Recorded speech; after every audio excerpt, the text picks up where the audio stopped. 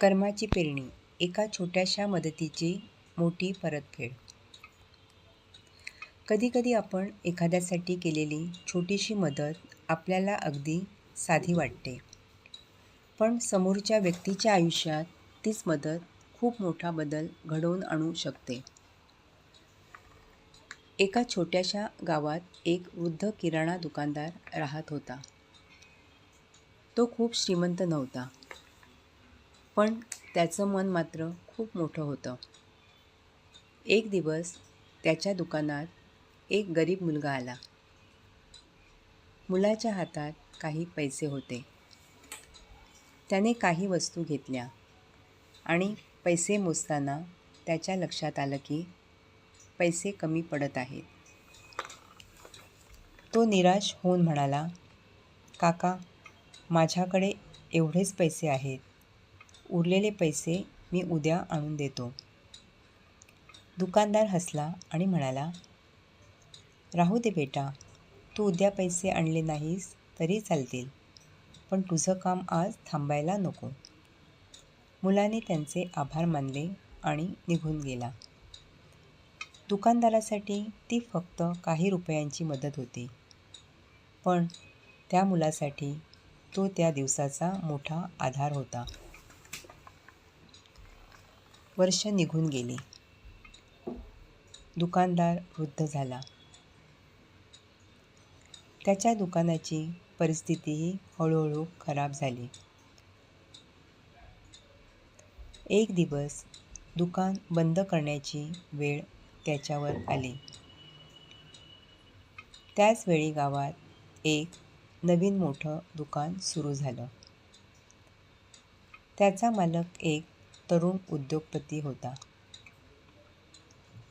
उद्घाटनाच्या दिवशी तो तरुण अचानक त्या वृद्ध दुकानदाराच्या घरी गेला. वृद्ध दुकानदाराने त्याला पाहिलं आणि विचारलं, "बाळा, तू कोण?" तरुण हसला आणि म्हणाला, "काका, मला ओळखलं नाहीत?" वृद्ध काहीच बोलला नाही. तेव्हा तरुण म्हणाला, "काही वर्षापूर्वी तुमच्या दुकानात माझे पैसे कमी पडले होते. तुम्ही मला वस्तू दिल्या होत्या आणि म्हणाला होतात, तुझं काम आज थांबायला नको." वृद्ध दुकानदाराच्या डोळ्यात पाणी आलं. तोच तो मुलगा होता.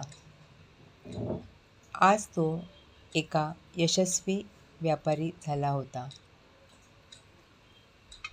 तरुणाने वृद्धाचा हात हातात घेतला आणि म्हणाला, "काका, त्या दिवशी तुम्ही मला फक्त वस्तू दिल्या नव्हत्या. तुम्ही माझ्यावर विश्वास ठेवला होता."